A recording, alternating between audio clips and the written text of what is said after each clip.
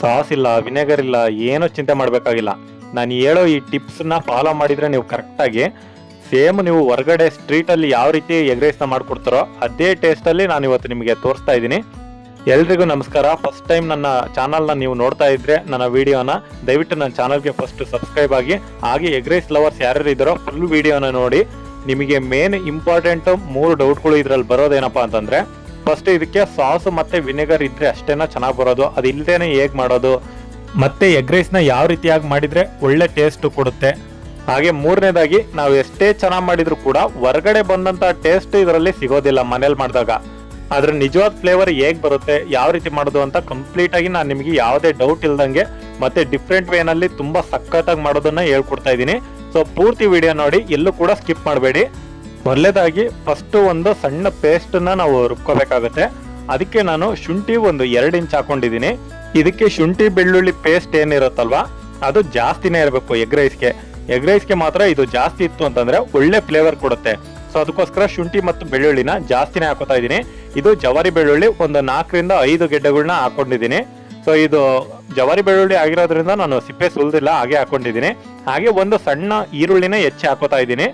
ನೀವೇನಾರು ಅಕಸ್ಮಾತ್ ಆಗಿ ರುಬ್ದೇನೆ ಮಾಡಬೇಕು ಅಥವಾ ಏನಾರು ಬ್ಯಾಚುಲರ್ಸ್ ಇರ್ತೀರಾ, ಒಂದೊಂದ್ಸಲ ಮಿಕ್ಸರ್ ಇರೋದಿಲ್ಲ, ಆದ್ರೂ ಕೂಡ ನೀವು ಮಾಡಬೇಕು ಅಂತ ಅನ್ಕೊಂಡಾಗ ನೀವು ಇದನ್ನೇನು ರುಬ್ಬೋ ಅವಶ್ಯಕತೆ ಇರೋದಿಲ್ಲ.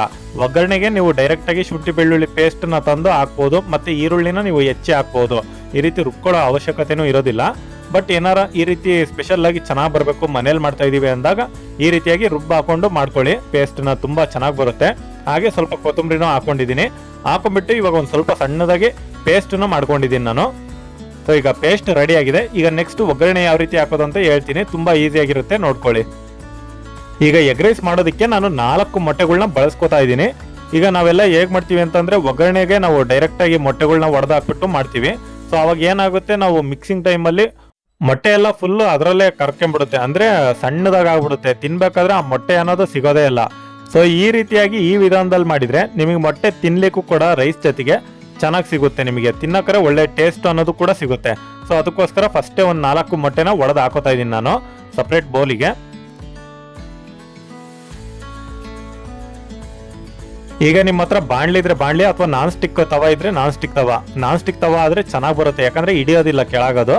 ಸೊ ಅದಕ್ಕೋಸ್ಕರ ನಾವು ಅದನ್ನ ಎಗ್ ಬುರ್ಜಿ ಟೈಪ್ ಮಾಡ್ಕೋಬೇಕಾಗತ್ತೆ, ಅದು ತುಂಬಾ ಈಸಿಯಾಗಿ ಬರುತ್ತೆ ಇದರಲ್ಲಿ. ಈಗ ಒಂದು 2 ಸ್ಪೂನ್ ಅಷ್ಟು ಎಣ್ಣೆನ ಹಾಕೊಂಡಿದ್ದೀನಿ ನಾನು. ಸೊ ಹಾಕೊಂಡ್ಬಿಟ್ಟು ಎಣ್ಣೆ ಬಿಸಿಯಾದ ನಂತರ ನಾವೇನು 4 ಮೊಟ್ಟೆ ಒಡೆದಿಕ್ಕೊಂಡಿದ್ವಲ್ವಾ ಅದನ್ನ ಇವಾಗ ಡೈರೆಕ್ಟ್ಗೆ ಹಾಕೋತಾ ಇದ್ದೀನಿ ನಾನು. ಈಗ ಇದಕ್ಕೆ ಸ್ವಲ್ಪ ಮಟ್ಟಿಗೆ ಉಪ್ಪನ್ನ ಹಾಕ್ತಾ ಇದ್ದೀನಿ. ಸೊ ಈ ಒಂದು 2 ಚಿಟಿಕೆ ಅಷ್ಟು ಉಪ್ಪನ್ನ ಚಿಮ್ಸೋದ್ರಿಂದ ಐತಲ್ವಾ, ಮೊಟ್ಟೆನೂ ಕೂಡ ಒಳ್ಳೆ ಟೇಸ್ಟ್ ಸಿಗುತ್ತೆ ನಾವು ಮಿಕ್ಸಿಂಗ್ ಮಾಡಿದಾದ್ಮೇಲೂ ಕೂಡ. ಇಲ್ಲ ನಾವು ಬರೀ ಮೊಟ್ಟೆನ ಈ ರೀತಿ ಬುರ್ಜ್ ಟೈಪ್ ರೆಡಿ ಮಾಡ್ಬಿಟ್ರೆ ಸೊ ಆಮೇಲೆ ನಿಮಗೆ ಎಗ್ ರೈಸ್ ಅಲ್ಲಿ ಮೊಟ್ಟೆ ಟೇಸ್ಟ್ ಅನ್ನೋದು ಸಿಗೋದಿಲ್ಲ, ಬರೀ ಹಸಿ ಮೊಟ್ಟೆನೇ ತಿನ್ನಂಗಿರುತ್ತೆ. ಅದಕ್ಕೆ ಸ್ವಲ್ಪ ಉಪ್ಪು ಮತ್ತೆ ಇದ್ರ ಜೊತೆಗೆ ನೀವು ಖಾರ ಪುಡಿನೂ ಕೂಡ ಹಾಕೋಬಹುದು, ಖಾರವಾಗಿ ಇನ್ನೂ ಚೆನ್ನಾಗಿ ಬರುತ್ತೆ ಮೊಟ್ಟೆ ತಿನ್ಬೇಕಾದ್ರೆ. ಒಂದು ಎಗ್ ಬುರ್ಜಿ ಟೈಪ್ ಅಲ್ಲಿ ಇದನ್ನ ನಾವು ರೆಡಿ ಮಾಡ್ಕೋಬೇಕಾಗುತ್ತೆ ಫಸ್ಟ್. ಸೊ ಲೋ ಫ್ಲೇಮಲ್ಲೇ ಇಟ್ಕೊಂಡು ನಿಧಾನಕ್ಕೆ ಈ ರೀತಿಯಾಗಿ ಮಾಡ್ಕೋತಾ ಹೋಗಿ. ಈಗ ಎಗ್ ಬುರ್ಜಿ ಟೈಪ್ ಅಲ್ಲಿ ನಮಗೆ ಯಾವ ಸೈಜಲ್ಲಿ ಬೇಕೋ ಆ ಸೈಜಲ್ಲಿ ಇದನ್ನ ಕಟ್ ಮಾಡ್ಕೊಂಡು ನಾವು ಮಾಡ್ಕೋಬಹುದು. ಸೊ ಇವಾಗ ಈ ರೀತಿಯಾಗಿ ಮಾಡಿದ್ರೆ ಐತಲ್ವಾ, ನಿಮಗೆ ಎಗ್ ರೈಸ್ ತಿನ್ಬೇಕಾದ್ರೆ ದಪ್ಪವಾಗಿ ತಿನ್ನೋದಕ್ಕೆ ನಡುವೆ ಚೆನ್ನಾಗಿ ಸಿಗುತ್ತೆ. ನೀವೇನಾದ್ರು ಡೈರೆಕ್ಟ್ ಆಗಿ ಹೊಡೆದಾಕಿದ್ರಿ ಅಂದ್ರೆ ಅದೇ ಮತ್ತೆ ಪೂರ್ತಿ ಕರ್ಕೊಂಡ್ಬಿಡುತ್ತೆ. ಸೊ ಈ ರೀತಿ ಮಾಡ್ಕೊಂಡ್ಬಿಟ್ಟು ಆಮೇಲೆ ನಂತರ ನೀವು ಎಗ್ ರೈಸ್ ನ ಒಗ್ಗರಣೆ ಹಾಕ್ಬೇಕಾಗುತ್ತೆ. ಈಗ ನಾನು ಒಂದ್ ಸ್ವಲ್ಪ ದೊಡ್ಡ ಬಾಣ್ಲಿನೇ ಇಟ್ಕೊಂಡಿದ್ದೀನಿ, ಯಾಕಂದ್ರೆ ರೈಸ್ ಹಾಕಿ ಮಿಕ್ಸ್ ಮಾಡೋಕ್ಕೂ ಕೂಡ ಚೆನ್ನಾಗುತ್ತೆ ಅನ್ನೋ ಕಾರಣಕ್ಕೆ. ಈ ರೀತಿ ದೊಡ್ಡ ಪಾತ್ರೆ ಇದ್ರೆ ನೀವು ಅದರಲ್ಲೇ ಮಾಡ್ಕೊಳ್ಳಿ, ತುಂಬಾ ಚೆನ್ನಾಗಿ ಮಿಕ್ಸಿಂಗ್ ಮಾಡೋಕ್ಕೂ ಕೂಡ ಹೆಲ್ಪ್ ಆಗುತ್ತೆ. ಇಲ್ಲಾಂದ್ರೆ ಸಪರೇಟ್ ಒಗ್ಗರಣೆನೇ ಮಾಡ್ಕೊಂಡು ಮತ್ತೆ ಇನ್ನೊಂದ್ರಲ್ಲಿ ಮಿಕ್ಸ್ ಮಾಡ್ಕೋಬಹುದು. ಇವಾಗ ಒಂದು 2 ರಿಂದ 2.5 ಸ್ಪೂನ್ ಅಷ್ಟು ಎಣ್ಣೆನ ಹಾಕೊಂಡಿದ್ದೀನಿ. ಸೊ ಹಾಕೊಂಡ್ಬಿಟ್ಟು ಇದಕ್ಕೆ ಒಂದು ಈರುಳ್ಳಿನ, ಅಂದ್ರೆ 2 ಮೀಡಿಯಂ ಸೈಜ್ ಈರುಳ್ಳಿ ಅಥವಾ ಒಂದು ದೊಡ್ಡ ಈರುಳ್ಳಿ ಯಾವ್ದಾರ ಸರಿ ಹಾಕೊಂಡ್ಬಿಟ್ಟು ಈ ರೀತಿ ಸ್ಲೈಸ್ ಆಗಿ ಕಟ್ ಮಾಡಿದೀನಿ ನೋಡಿ ನಾನು. ಈ ರೀತಿ ಸ್ಲೈಸ್ ಆಗಿರ್ಬೇಕು ಚೆನ್ನಾಗಿ ಎಗ್ ರೈಸಿಗೆ. ಸೊ ಈರುಳ್ಳಿ ಈ ರೀತಿ ಕಟ್ ಮಾಡಿ ಹಾಕೊಂಡು ಒಂದ್ ಸ್ವಲ್ಪ ಫ್ರೈ ಮಾಡ್ಕೋಬೇಕಾಗುತ್ತೆ ನಾವು. ಈಗ ಈರುಳ್ಳಿ ಫ್ರೈ ಮಾಡ್ಕೋತಾನೆ ಒಂದು 2 ರಿಂದ 3 ಹಸಿಮೆಣಸಿಕಾಯಿನ ಹೆಚ್ಚಿ ಹಾಕೋತಾ ಇದೀನಿ ನಾನು. ಈ ರೀತಿ ಉದ್ದವಾಗಿ ಸೇಳಿ ಹಾಕೋಬೇಕಾಗುತ್ತೆ. ಸೊ ನೀವು ಸಣ್ಣದಾಗಿ ಹೆಚ್ಚಿದ್ರಿ ಅಂತಂದ್ರೆ ತಿನ್ಬೇಕಾದ್ರೆ ಅದು ನಡುವೆ ಸಿಕ್ತು ಅಂದ್ರೆ ಖಾರ ಆಗ್ಬಿಡುತ್ತೆ. ಸೊ ಅದಕ್ಕೋಸ್ಕರ ಉದ್ದವಾಗಿ ಹೆಚ್ಚಿಟ್ಕೊಳ್ಳಿ, ಬೇಕು ಅಂದ್ರೆ ತಿನ್ಬೋದು, ಬೇಡ ಅಂದ್ರೆ ಸೈಡಿಗೆ ಎತ್ತಿಡ್ಬೋದು. ಅದೊಂದು 3 ಮೆಣಸಿಕಾಯಿ ಆದ್ರೂ ನಡೆಯುತ್ತೆ ಇದಕ್ಕೆ. ಇವಾಗ ಹಾಕೊಂಡು ಅದನ್ನು ಕೂಡ ಫ್ರೈ ಮಾಡ್ಕೊತಾ ಇದೀನಿ ಜೊತೆನಲ್ಲಿ. ಈಗ ನಾವು ರುಬ್ಬಿರೋ ಅಂತ ಮಸಾಲೆ ಏನೋ ಇರುತ್ತಲ್ವಾ ಪೇಸ್ಟ್, ಅದನ್ನ ಹಾಕೊಂಡು ಇವಾಗ ಅದನ್ನು ಕೂಡ ಒಂದು ಸ್ವಲ್ಪ ಮಟ್ಟಿಗೆ ಫ್ರೈ ಮಾಡ್ಕೋಬೇಕಾಗುತ್ತೆ ಚೆನ್ನಾಗಿ ನಾವು.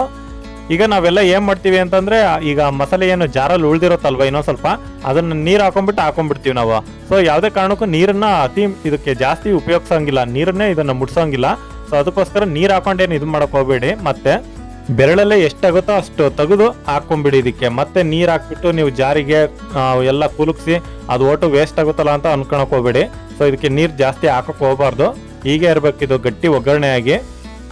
ಈಗ 1 ಸ್ಪೂನ್ ನಾನು ಚಿಕನ್ ಮಸಾಲಾನ ಹಾಕ್ತಾ ಇದ್ದೀನಿ, ಹಾಗೆ 1 ಸ್ಪೂನು ನಾನು ಖಾರದ ಪುಡಿನ ಬಳಸ್ತಾ ಇದ್ದೀನಿ. ಮತ್ತೆ ರುಚಿಗೆ ತಕ್ಕಷ್ಟು ಉಪ್ಪು, ಅದು ಕೂಡ 1 ಸ್ಪೂನ್ ಹಾಕೋತಾ ಇದ್ದೀನಿ ನಾನು. ಈಗ ಇದಷ್ಟು ಮಸಾಲೆನೂ ಈಗ ನಾವು ಮಿಕ್ಸ್ ಮಾಡ್ಬೇಕಾಗುತ್ತೆ. ಈಗ ಎಗ್ ರೈಸ್ ಅಂಗಡಿಗಳಲ್ಲಿ ಆಲ್ಮೋಸ್ಟ್ ಆಲ್ ಏನ್ ಮಾಡ್ತಾರೆ ಅಂತಂದ್ರೆ ಟೇಸ್ಟಿ ಪೌಡರ್ ಹಾಕ್ಬಿಡ್ತಾರೆ. ನಾನೇನ್ ಚಿಕನ್ ಮಸಾಲ ಹಾಕಿದ್ನಲ್ಲ ಅದ್ರ ಜೊತೆಗೆ ಆ ಟೇಸ್ಟಿ ಪೌಡರ್ ಹಾಕಿರೋದ್ರಿಂದ ಟೇಸ್ಟ್ ಚೆನ್ನಾಗ್ ಬರುತ್ತೆ, ಮತ್ತೆ ಚಿಕನ್ ಮಸಾಲ ಉಳಿಯುತ್ತೆ ಅನ್ನೋ ಕಾರಣಕ್ಕೆ ಹಾಕ್ಬಿಡ್ತಾರೆ. ಟೇಸ್ಟಿ ಪೌಡರ್ ಅಂದ್ರೆ ಅದೇ ಸೀಸಾ ಅಂತ ಕರೀತಾರಲ್ವಾ ಅದು. ಸೊ ಅದು ಆರೋಗ್ಯಕ್ಕೆ ಬಹಳ ಡೇಂಜರ್ ಅದು. ಸೊ ಅದಕ್ಕೋಸ್ಕರ ಹೊರಗಡೆ ಫುಡ್ ನ ನೀವು ಆದಷ್ಟು ಅವಾಯ್ಡ್ ಮಾಡ್ಬಿಟ್ಟು ಅದಕ್ಕೆ ಈ ರೀತಿಯಾಗಿ ಮನೇಲೆ ಮಾಡ್ಕೊಂಡು ತಿನ್ನಿ, ತುಂಬಾ ಒಳ್ಳೇದು. ಸೊ ಇನ್ನೊಂದೇನಪ್ಪಾ ಅಂತಂದ್ರೆ ಚಿಕನ್ ಮಸಾಲ ನಾನೇನು 1 ಸ್ಪೂನ್ ಹಾಕಿದ್ನಲ್ವಾ, ನೀವು ಅದಕ್ಕೆ 2 ಸ್ಪೂನ್ ಹಾಕೊಳ್ಳಿ, ಇನ್ನೂ ಜಾಸ್ತಿ ಟೇಸ್ಟ್ ಬರುತ್ತೆ, ಅದು ಚೆನ್ನಾಗ್ ಬರುತ್ತೆ. ಮಾತ್ರ ಚಿಕನ್ ಮಸಾಲ ಹಾಕ್ದಷ್ಟು ಇದಕ್ಕೆ ಟೇಸ್ಟ್ ಚೆನ್ನಾಗ್ ಬರುತ್ತೆ. ನೀವು ಇದೇ ನ್ಯಾಚುರಲ್ ಟೇಸ್ಟ್, ಯಾಕೆ ಎಗ್ ರೈಸ್ ಅಂಗಡಿನಲ್ಲಿ ಎಷ್ಟು ಚೆನ್ನಾಗ್ ಮಾಡ್ತಾರ ಅವರು, ಆದ್ರೂ ಯಾಕೆ ಮನೇಲಿ ಮಾಡಿದಷ್ಟು ಟೇಸ್ಟ್ ಬರಲ್ಲ ಅಂತಿರಲ್ವಾ, ಇದೇ ಕಾರಣ. ಚಿಕನ್ ಮಸಾಲ ಒಂದ್ ಸ್ವಲ್ಪ ಜಾಸ್ತಿನೇ ಹಾಕೊಳ್ಳಿ, ನಡೆಯುತ್ತೆ. ಈಗ ನಾನು ನಿಮಗೆ ತೋರಿಸ್ತಾ ಇರೋದು ನ್ಯಾಚುರಲ್ ವಿನೆಗರ್, ಮನೇಲೆ ಹೇಗ್ ಮಾಡ್ಕೊಳ್ಳೋದು ಅಂತ. ಈಗ ನೀವು ತಕ್ಷಣಕ್ಕೆ ಕೂಡ ಇದನ್ನ ಮಾಡ್ಕೋಬಹುದು. ಏನಿಲ್ಲ, ಟೀ ಕುಡಿಯೋ ಲೋಟ ಇರುತ್ತಲ್ವಾ, ಅದರಲ್ಲಿ ಒಂದು ಅರ್ಧ ಲೋಟ ಬಿಸಿ ನೀರು, ಅಂದ್ರೆ ಸ್ವಲ್ಪ ನಚ್ಚಬೆಚ್ಚ ನೀರು ಇರುತ್ತಲ್ವಾ, ಅಷ್ಟು ನೀರನ್ನ ಹಾಕೊಂಡು ಅದಕ್ಕೊಂದು ಸ್ವಲ್ಪ ನಿಂಬೆಹಣ್ಣ ಇಟ್ಕೊಂಡು ಒಂದೇ ಒಂದು ಚಿಟಿಕೆ ಅಷ್ಟು ಉಪ್ಪನ್ನ ಹಾಕಿ ಚೆನ್ನಾಗಿ ಮಿಕ್ಸ್ ಮಾಡಿಬಿಟ್ಟು ಇದಕ್ಕೆ ಹಾಕ್ಬಿಟ್ರೆ ಅದೇ ನ್ಯಾಚುರಲ್ ವಿನೆಗರ್. ನೀವು ವಿನೆಗರ್ನ ಏನು ಹೊರಗಡೆಯಿಂದ ತರೋದೇ ಬೇಕಾಗಿಲ್ಲ, ಇದನ್ನ ಈ ರೀತಿಯಾಗಿ ಮಾಡ್ಕೊಂಡು ನೀವು ಡೈರೆಕ್ಟ್ ಆಗಿ ಅಪ್ಲೈ ಮಾಡಿದ್ರೆ ಸೊ ವಿನೆಗರ್ ರೀತಿನೇ ಇರುತ್ತೆ. ನೀವು ದುಡ್ಡನ್ನು ಕೂಡ ಉಳಿಸ್ಬೋದು ಹೊರಗಡೆಯಿಂದ ತರೋದನ್ನ. ಹೊರಗಡೆಯಿಂದ ತರೋ ವಿನೆಗರ್ ಟೇಸ್ಟ್ ಇದು ಬರುತ್ತಾ ಇಲ್ವೋ, ಬಟ್ ಏನಪ್ಪಾ ಅಂತಂದ್ರೆ ಒಂದ್ ರೀತಿ ನ್ಯಾಚುರಲ್, ಯಾಕಂದ್ರೆ ಅದಕ್ಕೆ ಸ್ವಲ್ಪ ಪ್ರಿಸರ್ವೇಟಿವ್ ಅದು ಇದು ಹಾಕಿರ್ತಾರೆ. ಬಟ್ ನಾವೇನು ಹಾಕಲ್ಲ, ಹಂಗೆ ರೆಡಿ ಮಾಡ್ಕೊಂಡು ತಕ್ಷಣಕ್ಕೆ ಹಾಕೊಳ್ಳೋದಲ್ವಾ. ಸೊ ಅದಕ್ಕೋಸ್ಕರ ಈ ರೀತಿಯಾಗಿ ನೀವು ವಿನೆಗರ್ ಬದಲಾಗಿ ಈ ರೀತಿನೂ ಮಾಡ್ಬೋದು. ಬಟ್ ಸಾಸ್ ಮಾತ್ರ ನೀವು ಬೇಕಿದ್ರೆ ಹಾಕೊಳ್ಳಿ, ಅವಶ್ಯಕತೆ ಇದ್ರೆ ಮತ್ತೆ ನಿಮ್ಮ ಹತ್ರ ಅನುಕೂಲ ಇದ್ರೆ ಮಾತ್ರ ಹಾಕೊಳ್ಳಿ ಅದನ್ನ. ಸೊ ಸಾಸ್ ಇಲ್ಲ ಅಂತಂದ್ರೆ ಬೇಕಾಗಿಲ್ಲ ಯಾವ ಸಾಸು ಕೂಡ. ಈಗ ಇದಕ್ಕೆ ನಾನು ಏನ್ ಬೇಯಿಸಿ ಇಟ್ಕೊಂಡಿದ್ವಲ್ಲ ಮೊಟ್ಟೆನ, ಸಾರಿ ಎಗ್ ಬುರ್ಜಿ ಟೈಪ್ ಮಾಡಿ, ಸೊ ಆ ಮೊಟ್ಟೆನ ಇವಾಗ ಹಾಕೋತಾ ಇದೀನಿ. ಹಾಕ್ಬಿಟ್ಟು ಇದನ್ನ ಜಸ್ಟ್ 1-2 ರೌಂಡ್ ಆ ಮಸಾಲೆ ಎಲ್ಲ ಅಂಟೋ ಹಂಗೆ ನೀವು ಮಿಕ್ಸ್ ಮಾಡ್ಬೇಕು ಅಷ್ಟೇ. ಇದು ಮತ್ತೆ ಜಾಸ್ತಿನೂ ನೀವೇನು ರುಬ್ಬೋದು ಬೇಕಾಗಿಲ್ಲ, ಜಸ್ಟ್ 1-2 ರೌಂಡ್ ಮಿಕ್ಸ್ ಮಾಡಿದ್ರೆ ಮುಗೀತು, ಎಲ್ಲ ಮೊಟ್ಟೆಗೂ ಅಂಟೋ ಹಾಗೆ. ಅಲ್ಲಿಗೆ ಇದು ಎಗ್ ರೈಸಿನ ಒಂದು ಗೊಜ್ಜು ರೆಡಿ ಆಯ್ತು ಅಂತಾನೆ.